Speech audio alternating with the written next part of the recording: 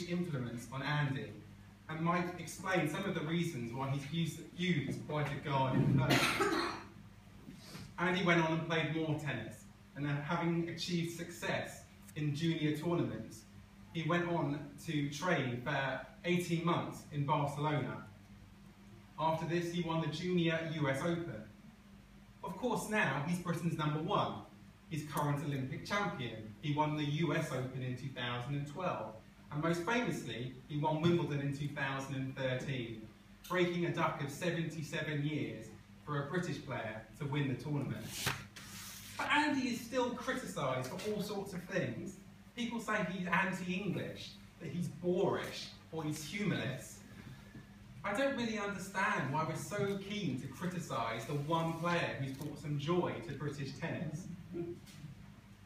He's clearly the best player of the modern era, but the last player to have that title still casts quite a long shadow over Andy's career. Tim Henman.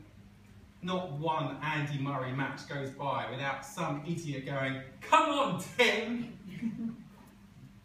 So Tim Henman was massively popular amongst British tennis fans, even though he never even reached a Grand Slam final, let alone won one.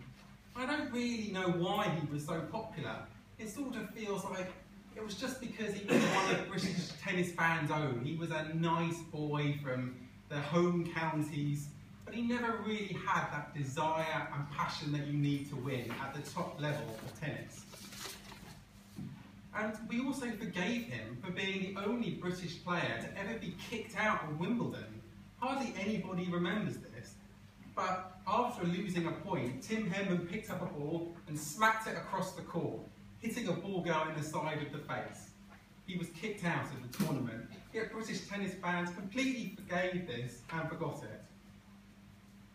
Yet, on the other hand, we still have a go at Andy Murray for comments he made when he was 19 years old. In an interview alongside Tim Henman, just before the World Cup, Andy was being teased about Scotland not appearing in the tournament. When asked who he would be supporting, perhaps slightly foolishly, Andy said, "Anyone but England." All these years later, Andy is still accused of being anti-English, despite the fact he's married to an English woman. He lives in England, and some of his family is English. It just seems strange to me we're willing to forgive other sportsmen for all kinds of awful transgressions. Just look at footballers like Wayne Rooney, who had affairs with prostitutes whilst his wife was pregnant, or John Terry making racist comments on the pitch. Oh, that's fine. Andy's also criticised for his swearing. I've even heard ridiculous claims that he swears more than Amanda Schwartz.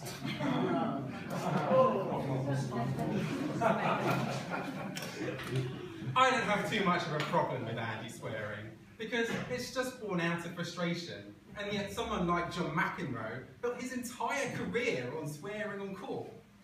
I'm also not in a position to criticise anyone for swearing during sport, as anyone who's played 10-pin bowling, badminton, or any other sport with me at any time. I also like to see a bit of passion in my sportsmen. I'd much rather see someone having a right old go at themselves than someone like Roger Federer, for instance, who comes across as a bit emotionless and a bit like a cyborg sometimes. He seems that the only thing that surpasses his skill is his own arrogance.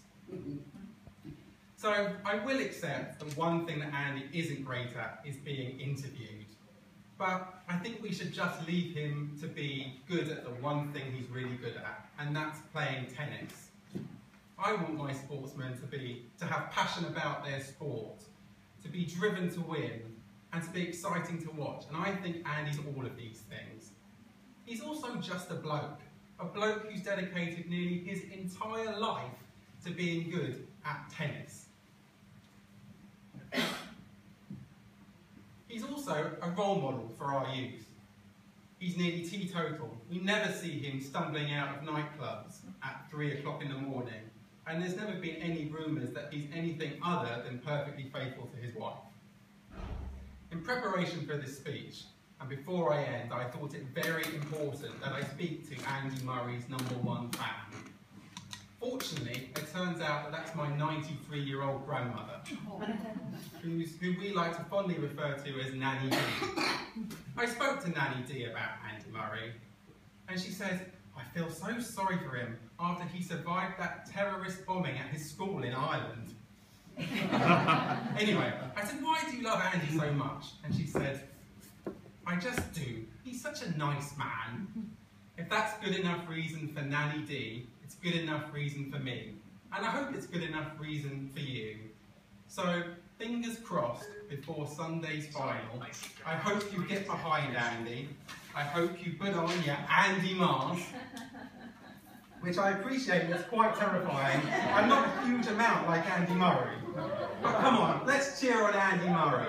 Come on, Andy!